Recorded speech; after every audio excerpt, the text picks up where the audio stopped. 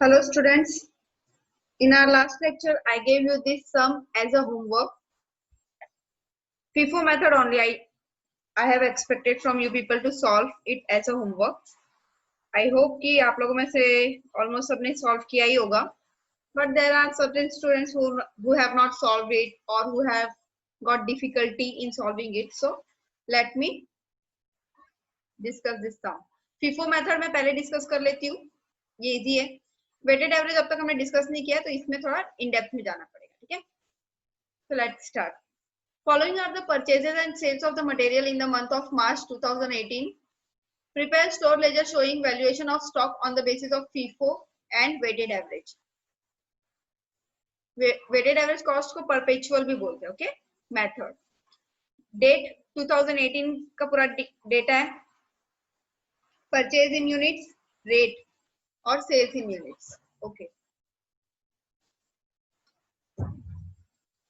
so date you have got properly date wise data दिया है. 1st 6 7 12 20 and all. Purchases units दिए हुए हैं, यूनिट्स के रेट दिए हुए हैं.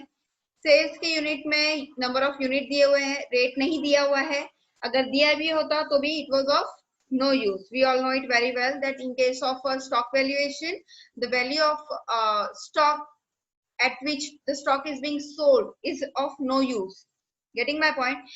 The only purchase rate matters, but the cost at which you are selling your stock is of no use in case of stock valuation. Clear? So this is all about your question. Okay, but in this last line they have given you out of the purchase on the 7th March. Where is 7th March? Okay, here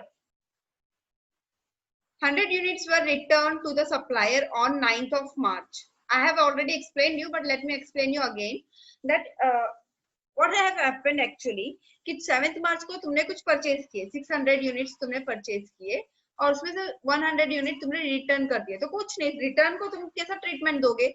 return is like issue. तुम issue वाला treatment ही दोगे. But यहाँ पर बात क्या आ जाती है? Rate की.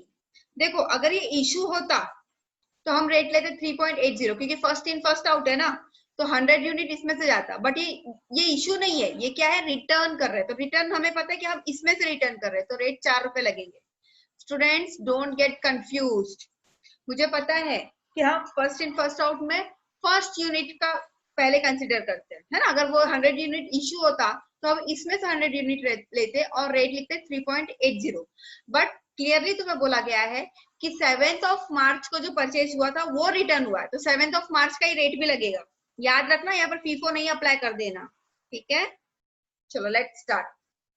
सो we all know the columns. तुम्हें पता है बुक के दो साइड का ही बनाना है तुम्हें. ठीक है, प्रॉपरली मिड में बनाना.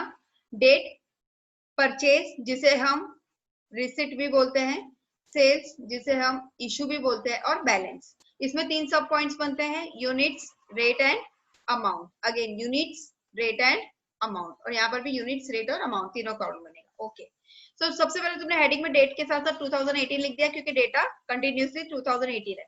अगर तुम चाहते हो तो तुम ऐसा भी लिख सकते हो, मार्च 2018. तो यहाँ पर नीचे तुम्हें सिर्फ डेट लिखने की जरूरत है क्योंकि यहाँ पर डेटा पूरा मार्च का ही है ना. अगर तुम देखोगे तो हर जगह मार्च मार्च ही है, जुलाई अगस्त सितंबर में कुछ नहीं आया है. तो तुम ऊपर हेडिंग पे मार्च 2018 भी लिख सकते हो, योर चॉइस. ठीक है, बस एक चीज का ध्यान रखना कि तुम्हारा जो भी ट्रांजैक्शन है वो डेट वाइज होना चाहिए. ऐसा नहीं कि फर्स्ट पहले आ रहा है, फिर 7th आ रहा है, फिर 6th आ रहा है, फिर 12th. नहीं, वो प्रॉपरली होना चाहिए. पहले फर्स्ट आएगा, उसके बाद ही 6th आएगा, उसके बाद ही 7th आएगा. तो ये सब चीजों का ध्यान देना होता है. चलो, फर्स्ट को तुमने क्या किया? 1200 यूनिट्स का परचेज किया at the rate of 3.80. Multiply कर दो, कैलकुलेटर लेकर के बैठे हो सबके सब. चलो मल्टीप्लाई करो. 1200 into 3.80, amount will be 4560. 1200 into 3.8, okay 4560 आ गया. तो यहाँ पर इशू में हम डैश डैश कर देते हैं. बैलेंस में वही जो भी परचेज किया था, क्योंकि ओपनिंग बैलेंस कुछ नहीं था, तो हम एज्यूम कर लेते हैं कि यही है हमारा starting point. 1200, rate 3.80, amount. Okay, March 6 को हमने क्या किया? इशू किया. ठीक है, सेल किया. तो सेल दिखा देंगे 300 यूनिट्स. स्टूडेंट्स हाँ यहाँ पे तो एक ही है तो इसका ही रेट लगेगा 3.80 और मल्टीप्लाई कर देंगे तो 1140 900 is balance. So rate 3.80 multiply कर दोगे तो 3420. On 7th of March, 600 units we have purchased at the rate of ₹4. Multiply कर देंगे तो 2400 आ जाएगा। इशू में कुछ नहीं लिखना है, डैश डैश। यहाँ पर जो यूनिट पहले से अवेलेबल है वो पहले लिखेंगे at the rate of 3.80 3420। फिर उसके बाद जो नेक्स्ट आज के रेट का परचेज है वो हम बाद में लिखेंगे, that is 600 unit at the rate of ₹4 2400। Okay, now on 9th of March students, यहाँ पर लिस्ट में 9th of March कहीं नहीं है, बट यहाँ पर तुम्हें स्टेटमेंट में दिया है ना 9th of March को रिटर्न किया है, तो हम यहाँ से ले लेंगे उसका डिटेल। ठीक है, ऐसा नहीं कि नीचे दिया है तो बाद में लिखेंगे। मैंने पहले ही कहा था फीफो हो, वेटेड में एवरेज मेथड हो, इसमें डेट बहुत इंपॉर्टेंट है। 7th के बाद ही 9th आया है, 7th और 12th के बीच में 9th आया है, तो 9th उसके पहले ही हमें उसका इफेक्ट देना होगा। सो 9th of March 100 units bracket में नीचे लिख देना return, so that will be clearly mention. लेकिन तुम रेट कौन सा लोगे? अगर ये इशू होता तो हमने रेट लिया होता 3.80, बट क्योंकि ये इशू नहीं है, ये रिटर्न है। कौन सा वाला रिटर्न है? ये वाले का रिटर्न है, तो 400 हमने रिटर्न दिखा दिया एट द रेट ऑफ ₹400, मतलब 100 into 4 400 आ गया। ऊपर का स्टॉक जैसे का तैसा हम लिख देंगे क्योंकि इसमें कोई चेंजेस नहीं आया है। 900 unit at the rate of 3.80 multiply कर देंगे तो आ जाएगा 3420, और यहाँ पर 100 यूनिट कम हो जाएगा, यहाँ पर इसमें से कम हो रहा है क्योंकि इसका रिटर्न हो चुका है ना। 500 unit at the rate of ₹4 2000। Clear? और मैंने तुम लोगों को पहले भी बोला था और मैं अभी अगेन बोलती हूँ, ये सब को डार्क लाइन करना मत भूलना, नहीं तो तुम एग्जाम में बहुत कंफ्यूज हो जाओगे कहाँ से क्या लेना है। ठीक है, सो अभी आ गया 12th मार्च। 12th मार्च को तुमने क्या किया? इशू किया। कितना यूनिट? 200 यूनिट। 200 900 में से लेंगे हम 200, रेट 3.80 लेंगे, मल्टीप्लाई कर दो 760। स्टूडेंट्स 900 में से 200 गया तो यहाँ पर क्या आएगा? 700 eight the rate of 3.80, amount आएगा 2660। बैलेंस हो गया 500 eight the rate of ₹4, multiply करने पे 2000। नेक्स्ट डेट है तुम्हारा मार्च 20। मार्च 20 को तुमने क्या किया? तुमने किया purchase 400 unit at the rate of ₹4.20,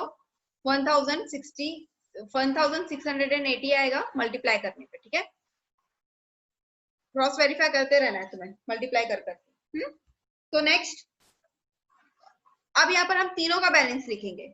ये 700 पहले लिखेंगे, फिर 500 लिखेंगे, फिर इस मंथ का परचेज लिखेंगे। स्टूडेंट्स इसको मर्ज नहीं करना है, तीनों को अलग अलग ही लिखना है क्योंकि तीनों के रेट भी अलग अलग है। देखो इसका रेट 3.80 है, इसका 4 है, इसका 4.20 है। तो ऑलवेज रिमेम्बर 3 होने दो, 4 होने दो, 10 होने दो, तुमको सब कुछ अलग अलग ही दिखाना होगा। ठीक है, और इसको भी डार्क लाइन कर देंगे। ठीक है, नेक्स्ट मार्च 25। मार्च 25 को क्या हुआ था? इशू हुआ था। कितना? 400। 400 700 में से कम है, फीफो है, तो हम सबसे पहले टॉप को देखते हैं। ठीक है, तो 700 में से 400 कम है तो पहले 400 यूनिट ले लेंगे, रेट यही वाला लगेगा 3.80, सबसे पहला वाला, मल्टीप्लाई कर देंगे तो 1520। 700 में से 400 जा चुका तो अभी बैलेंस कितना बचा? 300 यूनिट, और बाकी के दो बैलेंस को वैसे एज इट इज लिख देंगे हम, और मल्टीप्लाई कर दो 3.80 से, तो अमाउंट आ जाएगा 1140, और ये दोनों तो एज इट इज लिखना है। ठीक है, क्योंकि वो अफेक्ट नहीं हुआ है। अब आ गया मार्च 29। मार्च 29 को what have you done? You have purchased few more stock. How much stock have you purchased? 800 stock at the rate of ₹4.40, and if you multiply it you will get 3520. So here again I told you in advance, let it be 3 transactions, 4 transactions, 10 transactions, so you have to write it as it is. पहले से 300 500 400 जो है वो as it is लिखना है, और जो अभी का लेटेस्ट है जो फ्रेश ला है वो सबसे नीचे लिखना है। क्लियर? तो 300 as it is ये तीनों लिख दिए हमने, उनका रेट अलग अलग जो भी था वो सब लिख दिया है, मल्टीप्लाई करके भी अमाउंट लिख दिए हैं। और अभी जो हमने परचेज किया लेटेस्ट 800 4.40 में पर यूनिट उसका रेट है, मल्टीप्लाई करेंगे तो व्हाट विल वी गेट? 3520। याद रखना इन चारों को अलग अलग ही दिखाना है, एक में मर्ज मत कर देना। बोलोगे मैडम रिजल्ट तो एक ही आना है ना? नहीं, रिजल्ट मैटर नहीं करता, तुम्हारा प्रेजेंटेशन भी मैटर करता है।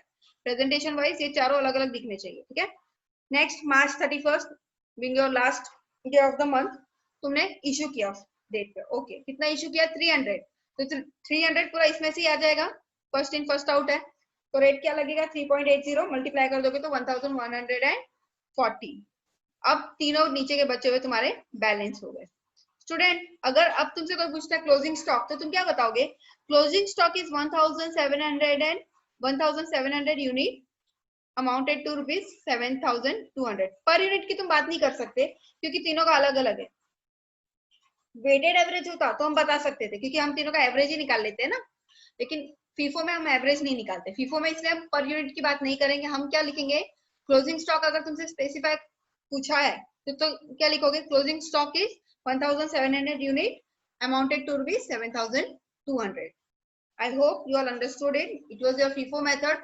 अगर आप लोगों में से किसी स्टूडेंट ने या बहुत सारे स्टूडेंट ने मुझे लगता है ट्राई तो किया ही होगा, लेकिन जिस किसी का भी ये आंसर राइट आया है congratulations for them, first step उनका क्लियर हो चुका है।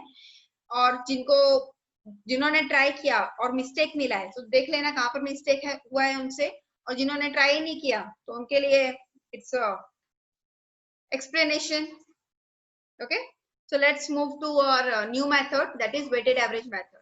ठीक है, सेम क्वेश्चन है, कुछ चेंजेस नहीं है। ठीक है, so अगेन वही सेम कॉलम बनता है, ऊपर हेडिंग में तुम्हें लिख देना है वेटेड एवरेज मेथड। ओके, कभी भी तुम्हें इस तरीके से अगर तुम सम कर रहे हो तो तुम्हें एक्सप्लेन करना होगा कि तुम कौन से मेथड से सॉल्व कर रहे हो। ठीक है, क्योंकि एग्जाम में दोनों मेथड आते हैं ना, तो you have to write it clearly. Okay, date 2018, purchase, sale, balance, same column बनेगा, कॉलम में कुछ चेंजेस नहीं आएगा। ठीक है, बहुत बार ऐसा होता है, तुमने बहुत सारे टेक्स्ट बुक्स में देखा होगा कि बैलेंस में ना यूनिट्स और अमाउंट लिखते हैं, रेट का कॉलम डालते ही नहीं वो लोग, रेट वो लोग अलग से कैलकुलेट करते रहते हैं, बट यहाँ पर दिया हुआ है so you can go by any way you want, but if you are not making rate ka column then you have to show it in your working note. If you don't want to go for working note then you have to make a separate column for rate, so you can go as per your own wish. I am telling you costing में बहुत बार presentation के अलग अलग method भी होते हैं।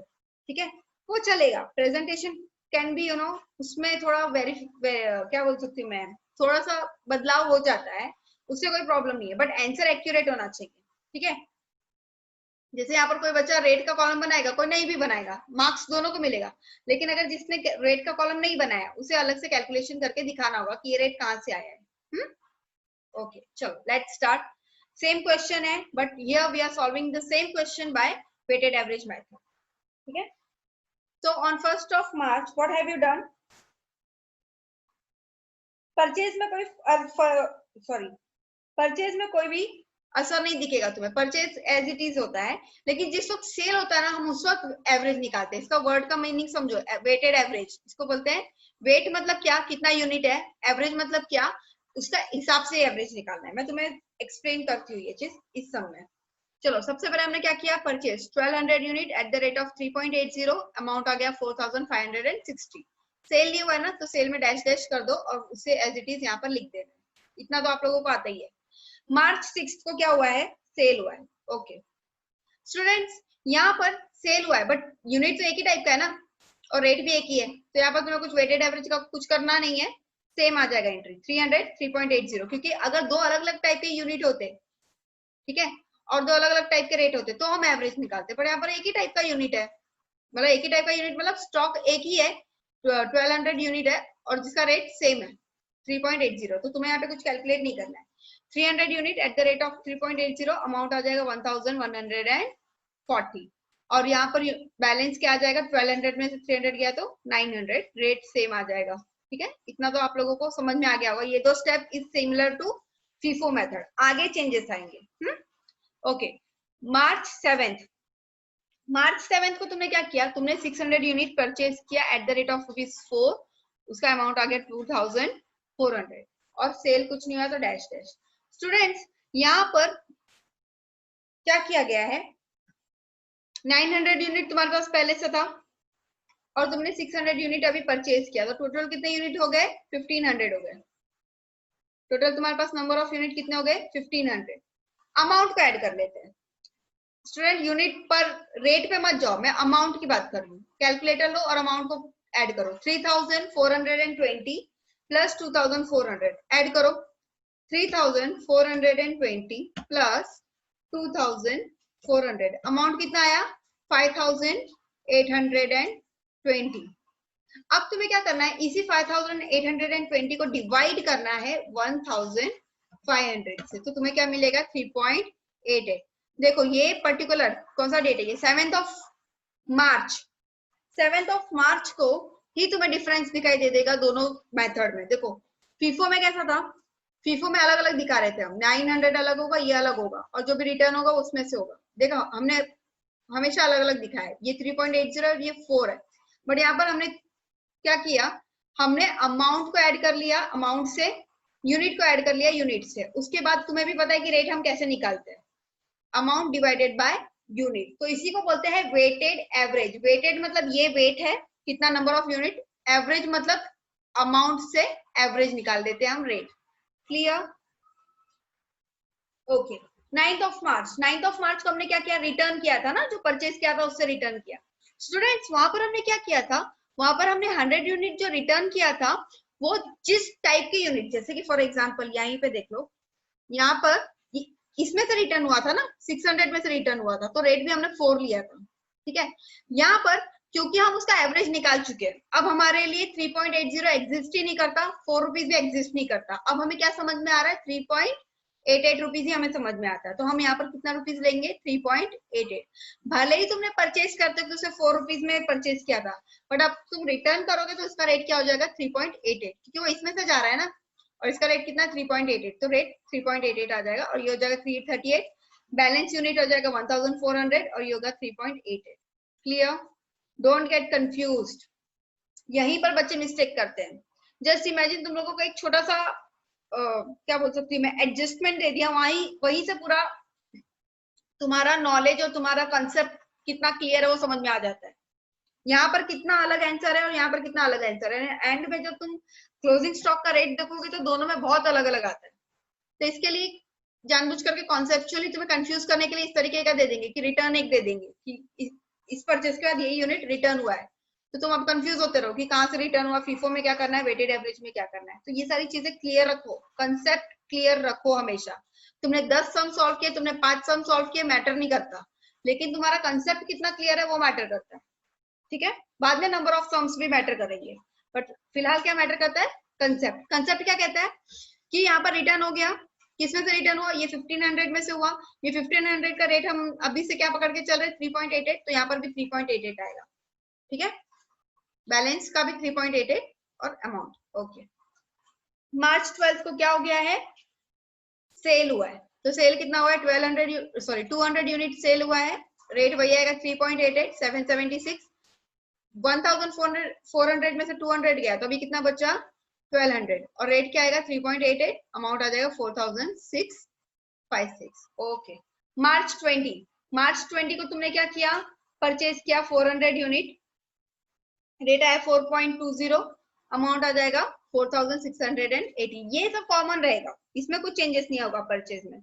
But अब इसके कारण बैलेंस में क्या चेंजेस नजर आएंगे, यूनिट है ना 1200 में 400 ऐड करो, कितना हो गया 1600। अभी अमाउंट है 4656, उसमें ऐड कर लो 1680, इसको ऐड कर लो, 4656 at 1680, okay, तो what will you get, 6336। अब इस 6336 को तुम डिवाइड करोगे 1600 से, तो तुम्हें क्या मिलेगा 3.96। ठीक है, एवरेज निकालते जाना है। अब मार्च 25 को तुमने क्या किया, तुमने किया है सेल, सेल कितना किया 400 यूनिट, रेट क्या आएगा, एवरेज रेट।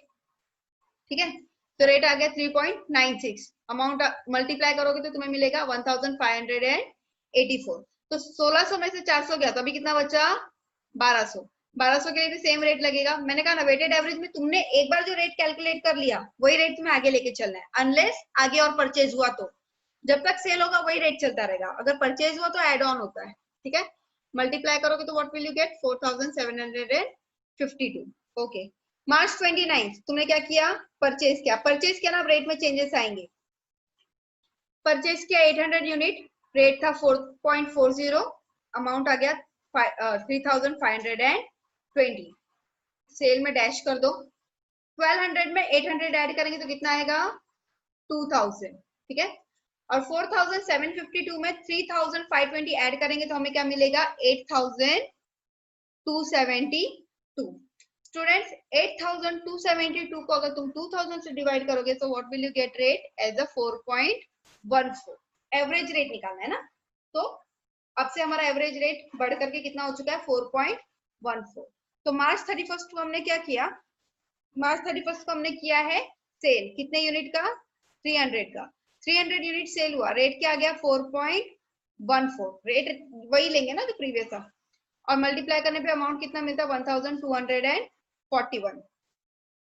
अब 2000 में से 300 गया तो कितना बचा 1700 और रेट आ गया 4.14, अमाउंट आ गया 7031। स्टूडेंट्स तुम दोनों का क्लोजिंग स्टॉक तुम चेक कर लो, नंबर ऑफ यूनिट तो उतना ही होगा क्योंकि यूनिट में बात करेंगे तो नंबर ऑफ यूनिट वही होगा। रेट तुम देखो कितना फर्क है, यहाँ पर 7200 है, यहाँ पर 7031 है, बहुत ज्यादा भी डिफरेंस नहीं है but still there is a difference. ठीक है, तो वेटेड एवरेज मेथड एक्चुअली ज्यादा यूज होता है प्रैक्टिकली, फीफो मेथड इतना यूज नहीं होता, और लीफो तो अभी पूरा बंद ही हो चुका है, वो मेथड यूज ही नहीं होता। तो तुम्हें दोनों मेथड सीखना होगा और एक ही क्वेश्चन में दोनों मेथड आ जाएगा, तो डोंट गेट कंफ्यूज्ड। ओके, दोनों के आंसर्स वेरी करते हैं, ओके क्योंकि वैल्यूएशन का तरीका अलग है दोनों में। So I hope you all understood this very well, weighted average method. So this is our next question.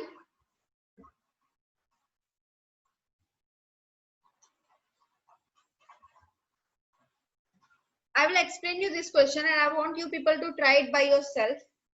And as you all know my way of teaching, I'll explain you, I'll give you rate क्यों नहीं दिया है, transactions और unit, तो rate क्या हमें ही निकालना होगा। ठीक है, रेट इसमें हमें ही निकालना है, कोई बात नहीं।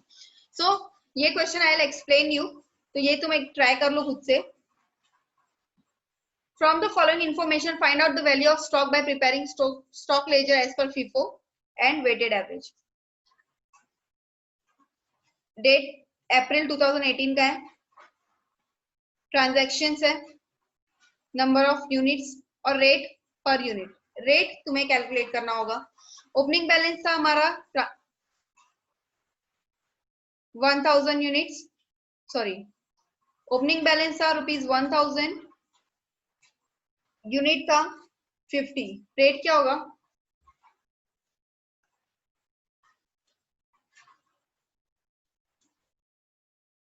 ये अलग तरीके से क्यों है, वेट फॉर अ मिनट।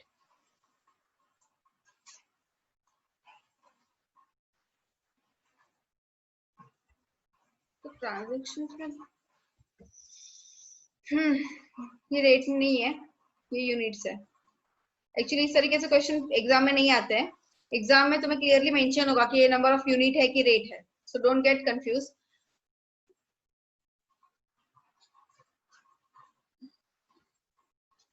और ये यूनिट नहीं है, ये रेट है तुम्हारा।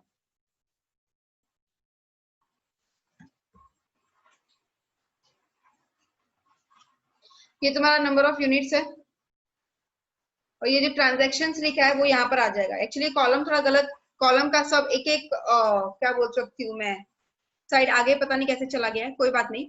ये तुम्हारा डेट है, ठीक है, ये तुम्हारा ट्रांजैक्शन है। रुको मैं तुम्हें अच्छे तरीके से एक्सप्लेन करती हूँ, इसमें कुछ गड़बड़ हुआ है, लेट मी एक्सप्लेन यू।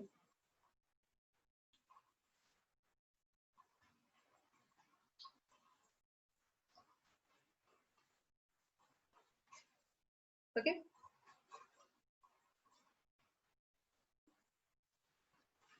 कुछ नहीं हुआ है। यहाँ पर जो डेट है वो ये है, ट्रांजैक्शंस वो ये है, यूनिट्स वो ये है, ये जो पूरा कॉलम है, ये पूरा कॉलम तुम्हारा क्या है, यूनिट्स। ओके, और ये जो रेट बोला है पर यूनिट वो ये है। क्लियर? ये मेरा स्कैन कॉपी है तो इसमें मैं कुछ चेंजेस नहीं ला सकती हूँ, स्कैन है तो जो as it is I have to. और स्कैनिंग के टाइम पर मैंने भी ध्यान नहीं दिया कि ये कॉलम खाली क्यों है, तो कुछ नहीं, तुम्हें एक एक शिफ्ट कर देना है। ठीक है, यानी कि तुम्हें क्या करना होगा, डेट में 1 3 4 1 3 4 6 8 9 10 लिखना है, और ट्रांजैक्शंस में तुम्हें लिखना होगा opening balance, purchase, sales, sales, purchase, sales, sales. Units में 1000, 5000, 3000 यूनिट्स है ये सब, ठीक है। और ये सब तुम्हारा रेट पर यूनिट है। बस ये एक छोटा सा एडजस्टमेंट तुम्हें अपनी ओर से करना होगा, दैट्स इट। कोई बात नहीं, गलतियां हो जाती है। मैं ऊपर का चाहिए तो हेडिंग चेंज कर देते, ठीक है। ये क्या है तुम्हारा रेट, ये है तुम्हारा यूनिट्स, और ये ट्रांजैक्शन है वो तो बताने की जरूरत नहीं है, तुम्हें इतना समझ में आता ही है, ठीक है। तो ये कॉलम रहने दो, क्लियर। चलो, the weekly physical stock taking on 7th April 2018 showed shortage of 100 units, okay, ठीक है। 7th April याद रखना, 6th के और 8th के बीच में कुछ तो एडजस्टमेंट है, तो यहाँ पर 6th के बाद या 8th में स्टार कर देना, कभी भी ऐसा कुछ होगा तो स्टार मार्क कर देना होगा, ठीक है। तो इसे तुम फीफो से तो कर ही लोगे, आई होप आप लोगों को फीफो बहुत अच्छे तरीके से आ चुका है। वेटेड एवरेज से भी ट्राई कर लेना, कोई हर्ज नहीं है, सॉरी कोई हर्ज नहीं है ट्राई करने में। ज्यादा से ज्यादा क्या होगा, गलतियां ही करोगे ना। बुक नोटबुक तुम्हारी अपनी ही है, कोई चेक करने भी नहीं आ रहा है, तो गलतियां तुम कर सकते हो, जितनी गलतियां करनी है करो, बस एग्जाम में गलतियां नहीं करनी है। हम यहाँ पर गलतियां इसीलिए कर रहे हैं ताकि हमसे एग्जाम में गलतियां ना हो। और अगर यहाँ पर ही तुम प्रैक्टिस नहीं करोगे ये सोच के कि एग्जाम में हम जा करके एग्जैक्टली सॉल्व कर लेंगे, तो ऐसा कभी नहीं होता। Getting my point. तुम सोचोगे कि अभी हम सिर्फ वीडियोस देख ले, लेक्चर सुन ले, हमें सब समझ में आ जाएगा, बाद में हम कर ही सकते हैं, ऐसा कभी नहीं होता। प्रैक्टिकली सॉल्व करने जाओ, you will get confused, I am telling you. भले ही तुम लोगों का ये आई गेस कॉस्ट अकाउंटिंग का आई थिंक ये 9th या 10th लेक्चर होगा ये, तो यहाँ पर तुम्हें भले ही लगता है कि तुमने इतने लेक्चर सुन लिया, आई एम टेलिंग यू, तुम एक सम भी खुद से सॉल्व करोगे तो तुमसे थोड़ा बहुत कंफ्यूजन होगा या तुमसे कुछ ना कुछ मिस्टेक होगा ही होगा। कोई भी यहाँ पर 100% परफेक्ट नहीं है, तो इसलिए बोल रहे कि प्रैक्टिस करते रहो। यहाँ पर बुक में गलतियां करोगे चलेगा, एग्जाम में नहीं करनी है गलतियां, ठीक है। और एक और चीज मैं जो तुम्हें बता दूं, जो कि मैं तुम लोगों को हमेशा कहती हूँ कि always remember one thing, sales का रेट कभी मायने नहीं करता। यहीं पर है ना सेल्स, ठीक है। सेल्स का रेट मायने नहीं करता, हमें सिर्फ परचेज का रेट देखना होता है और ओपनिंग बैलेंस का रेट देखना होता है। बहुत बार एग्जाम में नहीं दिया होता है तो बहुत अच्छी बात है, बट अगर दिया होगा तो तुम्हें कंफ्यूज नहीं होना है कि सेल्स का रेट दिया हुआ है तो फिर सेल्स के रेट पे ही हमें निकालना होगा, ऐसा कभी नहीं होता है। सेल्स के रेट में कंफ्यूज नहीं होना है, ओके। सो ये ट्रांजेक्शन बहुत कम है, हार्डली देर आर 1 2 3 4 5 6 1 2 3 4 5 6 7 ट्रांजेक्शन, और चलो एक और ऐड कर लेते हैं तो 8 transaction. So 8 number of transaction, और वो भी तुम्हें दोनों मेथड से तुम करोगे तो ये काफी अच्छे तरीके से आप लोगों को समझ में आ जाएगा, क्लियर। बस इस चीज का ध्यान रखना कि सेल्स ट्रांजेक्शन का रेट पर यूनिट नहीं लेना है, ठीक है। मैं यहाँ पे क्रॉस भी मार देती हूँ। सो don't worry, I'm going to discuss this sum in our next lecture, but till then I want you people to at least try it by yourself, nothing else। तुम खुद से ट्राई करो, तुम्हें समझ में आएगा कि तुमसे क्या गलतियां हो रही है। और यहाँ पर तुम अगर ऑलरेडी सॉल्व कर चुके हो ये सम, तो तुम चेक कर सकते हो मेरे एक्सप्लेनेशन में कि हाँ ये इस तरीके से हमने सॉल्व किया था, फाइनल आंसर ये आ रहा है, मतलब टैली हो रहा है हमारा आंसर, ठीक है। तो तुम्हें पता चलेगा कि एग्जैक्टली तुम्हारा कंसेप्ट कितना क्लियर है। और अगर तुमसे गलतियां हो गई तो भी कोई इश्यू नहीं है, रेक्टिफाई कर लो, राइट। एंड अगर तुम्हें लगता है कि नहीं मैं सही हूँ या मैडम ने एक्सप्लेन क्यों किया, यहाँ पर ये मिस्टेक हो गया, तो you can ask me in comment box, ठीक है। तो तुम कमेंट बॉक्स में पूछ सकते हो, definitely I am going to solve your query in my next lecture, ठीक है। Feel free to ask anything related to your subject, related to your topic. And one thing which I wanted to tell you is, तुम लोगों का theory part थोड़ा week हो जाता है in case of a practical subject, I know it. तो मैं अभी ऐसा सोच रही हूँ कि मैं कभी ना कभी आप लोगों का बीच बीच में थियरी भी पढ़ाती रहूंगी, ठीक है। एक आध लेक्चर ऐसा भी होगा हमारा कॉस्टिंग का, very I am teaching you only theoretical part, क्योंकि क्या होता है ना एक साथ थियरी पढ़ाने लगते हैं तो फिर बच्चों को बोर हो जाता है, और बहुत ज्यादा प्रैक्टिकल भी लेते रहते हैं तो भी बच्चे बोर हो जाते हैं। तो मैं देखती हूँ इस चैप्टर में और कुछ थियरी रह गई होगी, तो वैसे तो मैंने कुछ थियरीज कराई ही है, ईओक्यू के बारे में कराया है, देन इन्वेंट्री टर्नओवर रेशियो क्या होता है, फास्ट मूविंग स्टॉक क्या है, स्लो मूविंग स्टॉक क्या है, आई होप आप लोगों को याद होगा वो सब। तो वो सब का थियोरी मैंने कराया है तुम्हें, तो वो सारी चीजें तुम्हें आनी चाहिए। तो प्रैक्टिकल के बीच में कभी कभार मैं थियोरी का भी लेक्चर ले लिया करूंगी, तो उससे भी तुम अच्छे तरीके से नोट डाउन करो और समझ के चलो, क्योंकि it carries your 20 marks. Question number 5 will be for 20 marks theory, compulsory to attempt. You will not get any kind of option there. So I hope कि आप लोगों को आज का लेक्चर समझ में आ गया होगा और आप लोग ये सम सॉल्व करने की कोशिश करोगे by your best way. Okay, and if you find any doubt, any query, you can ask me in comments. यहाँ पर सॉल्यूशन है, ये तुम देख सकते हो, बहुत काफी छोटे छोटे से सॉल्यूशंस है। ओके,